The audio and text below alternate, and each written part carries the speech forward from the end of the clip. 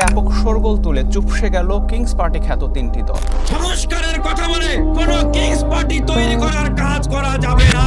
এবং আমি বলে দিতে চাই যে বিএনপি আসলে একটা কিংস পার্টি।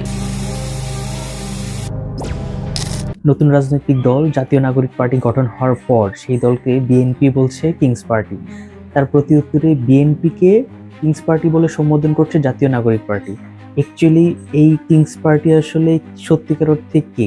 চলেন আজকের ভিডিওতে আমরা জানার চেষ্টা করব কিংস পার্টি বলতে কি বোঝায়, উপমহাদেশে কিংস পার্টির যাত্রা কিভাবে, বাংলাদেশের দুইটা সত্যিকার অর্থের কিংস পার্টির নাম। চলেন ভিডিও শুরু করি। প্রথমেই যে প্রশ্নটা আসে সেটা হচ্ছে কিংস পার্টি বলতে আসলে কি বোঝায়। চলেন এটা আগে একটু আমরা বোঝার চেষ্টা করি।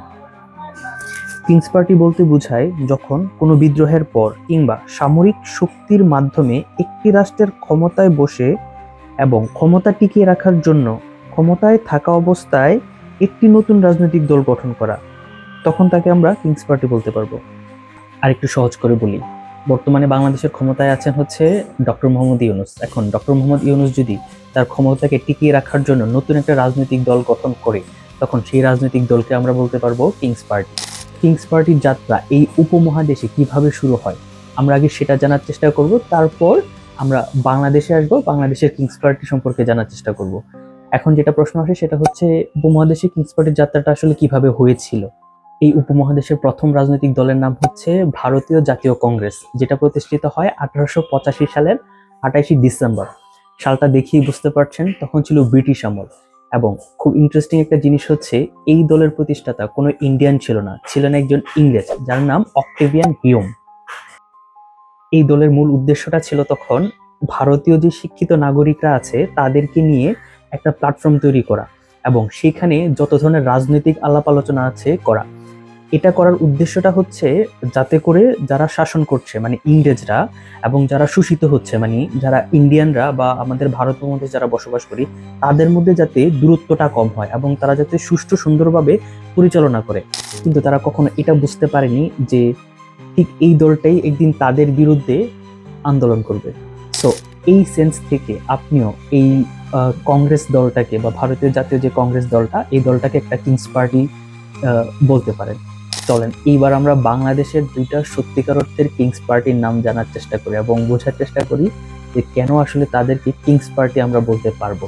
বাংলাদেশের প্রধান দুইটা কিংস পার্টির নাম যদি বলি, একটা হচ্ছে বিএনপি আর একটা হচ্ছে জাতীয় পার্টি। দুইটা দলকে বলার কারণটা আমি ব্যাখ্যা করছি। জিয়াউর রহমান 1977 সালের 21 এপ্রিল রাষ্ট্রপতি আবু সাদাত মোহাম্মদ সাইমের কাছ থেকে ক্ষমতা ছিনিয়ে নেন এবং সেই ক্ষমতা টিকিয়ে রাখার জন্য তিনি ক্ষমতায় থাকা অবস্থায় 1978 সালের 1 সেপ্টেম্বর বাংলাদেশ জাতীয়তাবাদী দল মানে বিএনপি গঠন করেন। তাই আমরা বিএনপিকে বলতে পারবো একটা কিংস পার্টি। অপরদিকে এবার আসি জাতীয় পার্টির কথা। জিয়াউর রহমানের মৃত্যুর পর এরশাদ 1982 সালে সামরিক অভ্যুত্থানের মাধ্যমে বিএনপি নির্বাচিত রাষ্ট্রপতি সাত্তারকে সরিয়ে ক্ষমতায় বসেন এবং সেই ক্ষমতাকে টিকিয়ে রাখার জন্য তিনি ক্ষমতায় থাকা অবস্থায় 1986 সালের 1 ফেব্রুয়ারি জাতীয় পার্টি গঠন করেন। এখন শেষ যে প্রশ্নটা সেটা হচ্ছে জাতীয় নাগরিক পার্টি কি আসলে কিংস পার্টি কিনা।